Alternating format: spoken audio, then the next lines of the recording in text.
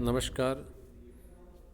आज हम इस वीडियो में कक्षा द्वादशी विषय जीव विज्ञान के अध्याय 7 के भाग 3 जिसका प्रकरण है रंध्र गति, इसके बारे में हम अध्ययन करेंगे।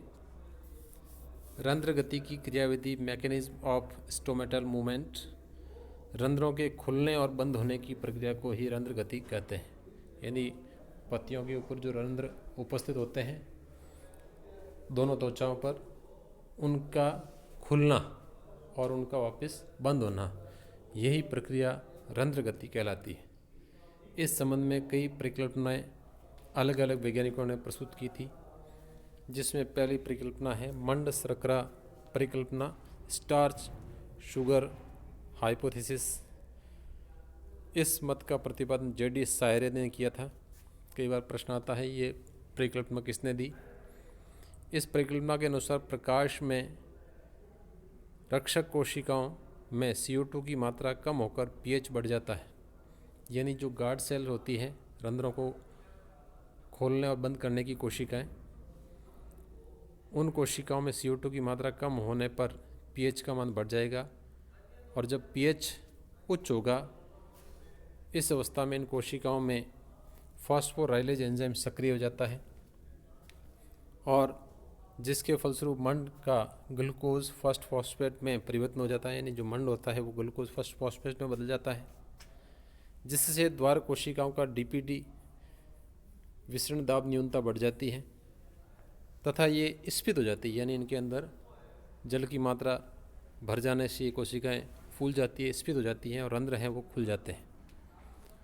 अंधेरे के अंदर द्वार कोशिकाओं में जो CO2 की मात्रा है उसमें वृद्धि होती है और उनका pH कम हो जाएगा, यानी अम्लीय हो जाता है, जिससे ग्लूकोज फर्स्ट फॉस्फेट पुनः मंड में बदल जाता है और द्वार कोशिकाएं स्लत हो जाती है और रंध्र है वो बंद हो जाते हैं। यानी कोशिकाओं से जो पानी था वो बाहर वाष्पोत्सर्जित हो गया और रंध्र है वो इन कोशिकाओं के स्लत होने से बंद हो जाते हैं। सायरे के पूर्व लॉयड ने बताया था कि द्वार कोशिकाओं में मंड उपस्थित होता है। कई बार प्रश्न आ जाता है कि सर्वप्रथम द्वार कोशिकाओं के बारे में ये किसने कहा था कि उसमें मंड उपस्थित होता है, तो इसके बारे में आंसर लॉयड राइट है।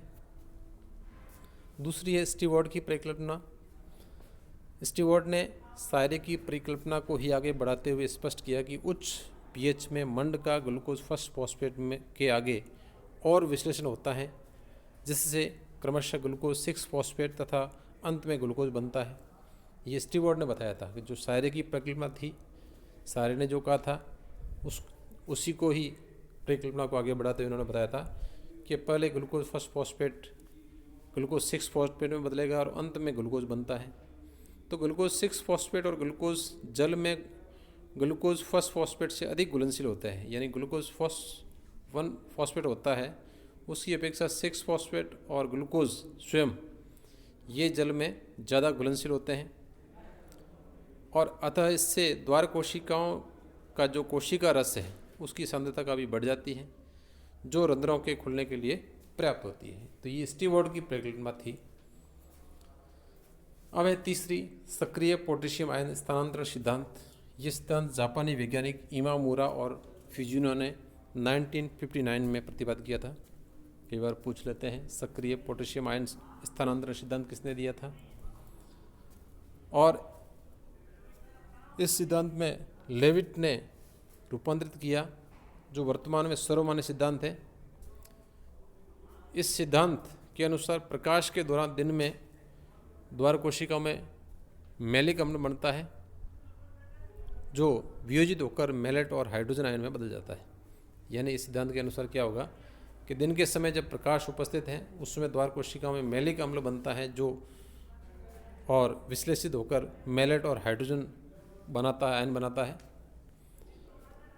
पोटेशियम आयन समीपवर्ती कोशिकाओं से द्वार कोशिकाओं में प्रवेश करते हैं और हाइड्रोजन आयन द्वार कोशिकाओं से बाहर निकल जाते हैं। यानी ये आयन एक दूसरे के स्थान पर स्थानांतरित होते हैं। द्वार कोशिकाओं में जब पोटेशियम आयन मैलेट से क्रिया करते हैं तो पोटेशियम मैलेट बनता है, जो द्वार कोशिकाओं की प्रसरण सांद्रता को बढ़ाता है।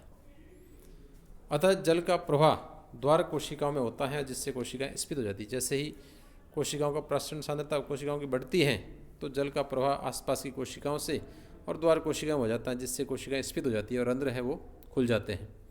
रात्रि में अंधेरे के समय प्रकाश संश्लेषण नहीं होता है। इस समय जो द्वार कोशिकाएं हैं उनके अंदर और ये क्रिया ऑपोजिट होती है, तो इस प्रकार रंध्र है वो खुलते हैं। इस आरेख से मैं आपको स्पष्ट कर देना चाहता हूँ कि दिन के समय द्वार कोशिकाओं में मैलिक अम्ल का निर्माण होता है। मैलिक अम्ल का जब वियोजन होता है तो मैलेट और हाइड्रोजन आयन बनते हैं और सहायक कोशिकाओं से पोटेशियम आयनों का सक्रिय संवहन होता है जो द्वार कोशिकाओं में प्रवेश करते हैं, रक्षक कोशिकाओं में, और हाइड्रोजन आयन है वह द्वार कोशिकाओं से बाहर निकल जाते हैं। पोटेशियम अंदर आने से पोटेशियम मैलेट के साथ मिलकर पोटेशियम मैलेट बनाता है। द्वार कोशिकाओं की प्रसरण सांद्रता बढ़ जाती है और फिर प्रसरण सांद्रता बढ़ने से अंतःप्रसरण क्रिया होती है, जिसके फलस्वरूप द्वार कोशिकाओं में पानी अंदर आता है तो कोशिकाएं हैं वो स्फीत हो जाती हैं और रंध्र है वो खुल जाते हैं। कोशिकाओं के स्फीत होने से रंध्र खुल जाते हैं। आगे बढ़ते हैं। रात्रि के समय ये क्रिया उल्टी होती है।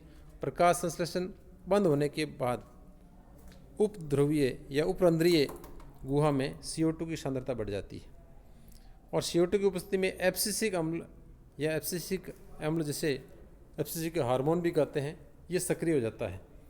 इस हार्मोन की सक्रियता से द्वार कोशिकाओं से पोटेशियम जो आयन था वो वापस बाहर की ओर चला जाता है और द्वार कोशिकाओं की प्रसरण क्षमता में क्या आ जाती है, कमी आ जाती है, जिससे वही प्रसरण क्रिया होती है, यानी जल है वो बाहर की ओर जाता है और द्वार कोशिकाएं शिथिल हो जाती है, यानी स्लत हो जाती है, जिससे रंध्र है वो बंद हो जाते हैं। इस प्रकार रंध्रों में पोटेशियम आयन स्थानांतरण की ये क्रियाविधि और परिकल्पनात्मक रूप में वैज्ञानिकों ने दी थी, जिसके अनुसार रंध्र खुलते और बंद होते हैं। अब हम इस टॉपिक से रिलेटेड कुछ अभ्यास प्रश्न करेंगे। पहला है रंध्र गति किसे कहते हैं। दूसरा है मंड शर्करा परिकल्पना क्या होती है, समझाइए। तीसरा है सक्रिय पोटेशियम आयन स्थानांतरण सिद्धांत किसने दिया था।